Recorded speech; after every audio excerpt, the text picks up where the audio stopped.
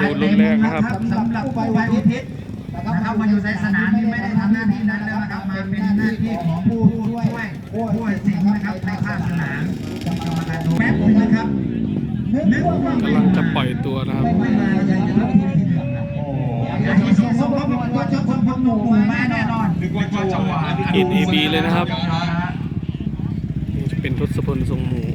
บีโน่แล้วก็เจ้ายศนะครับนี่จะเป็นทีมงานเสืออ้นออกซิเจนนะครับสกลนครมอเตอร์สปอร์ตนะครับเป็นสมเตอร์นะครับ สตูดิโอเพจ คันเร่งครับวันนี้ สว่างแดนดิบสกลนครมอเตอร์สปอร์ตนะครับ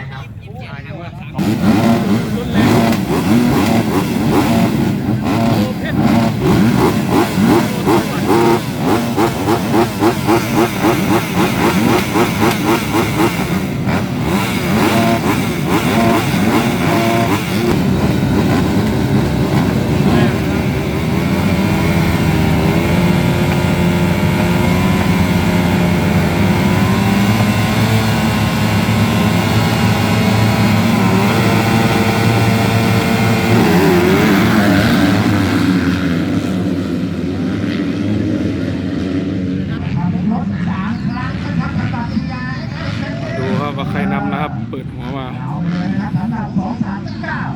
น่าจะเป็นทศพลนะครับ ที่สองน่าจะเป็นเจ้ายศพานุพงศ์นะครับ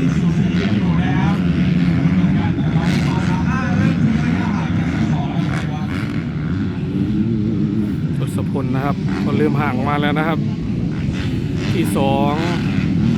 ยศพานุพงศ์นะครับสวัสดิ์ที่สามที่สี่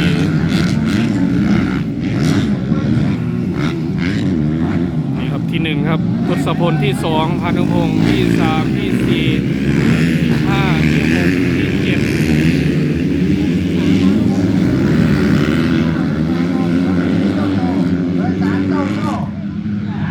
มีนักโทษเมฆมนเข้ามาด้วยไม่มีรายชื่อในนี้นะครับสำหรับเบอร์35นักโทษเมฆมนเจ็บปากผมนะครับเจ็บปาก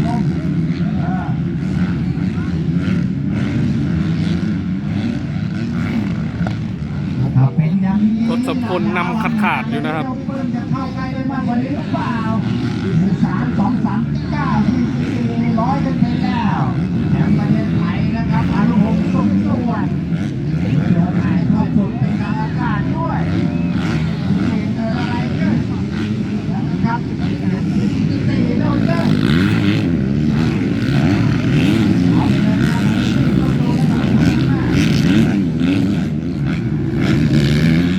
ที่หนึ่งยังเป็นทศพลนะครับ ที่สองยังเป็นพานุพงศ์ที่สามเป็น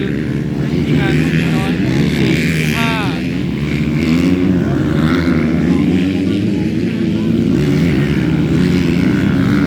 ท้ายด้วยสมเต้ย และประเทศไทยนะฮะจะโชว์ฟอร์มวันนี้หรือไม่นะครับแต่ตอนนี้นะฮะก็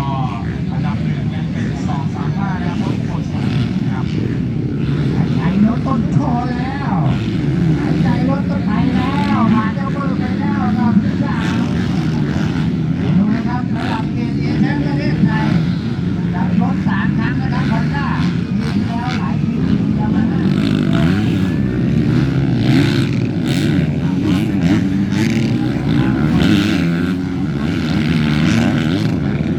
ที่หนึ่งยังเป็นทศพลทรงหมู่ที่สองพานุพงศ์ที่สามที่สี่ที่ห้าที่หกที่เจ็ดที่แปดเต้ยสุดท้ายนะครับ ครับสำหรับ12 รอบสนามตอนนี้การศึกษาเริ่มไม่ห่างแล้วเหลือไม่เกิน5 เมตรแล้วเอาไป3 เมตรแล้ว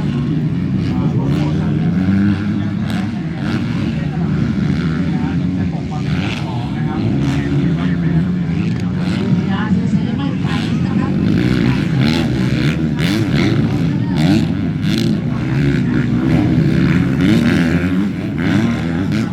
ที่หนึ่งก็ยังเป็นทศพลที่สองเป็นพานุพงศ์โอ้ติดเข้ามาแล้วครับพานุพงศ์ติดเข้ามาแล้ว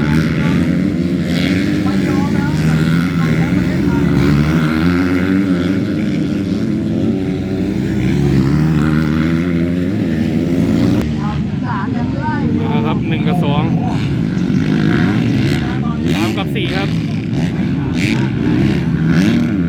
5 คันยังไล่กันนะครับ5 คันยังติดอยู่ครับยิงหนีไม่ห่างครับ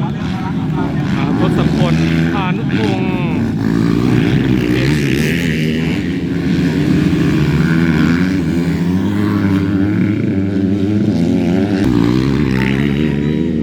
ฟีโน่น่าจะอยู่ที่7นะครับฟีโน่รถช่างน้ำนะครับเปลี่ยนแล้วนะครับพานุพงศ์ขึ้นมาอันดับ1นะครับที่2เป็นทศพลนะครับที่3เป็นช่างน้อยนะครับอำนาจเจริญ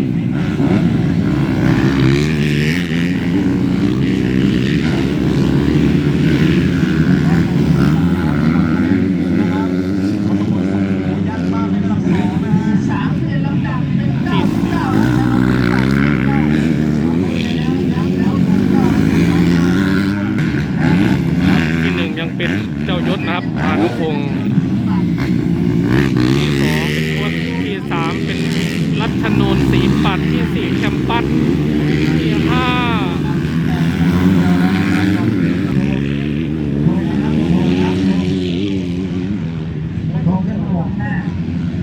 ลมนะครับจนูที่2 99รัชนนท์ที่4แคมปัสหรือเปล่าครับนะครับที่2เป็นรัชนนท์นะครับสีปัด3เป็นแคมปัสหรือเปล่าครับ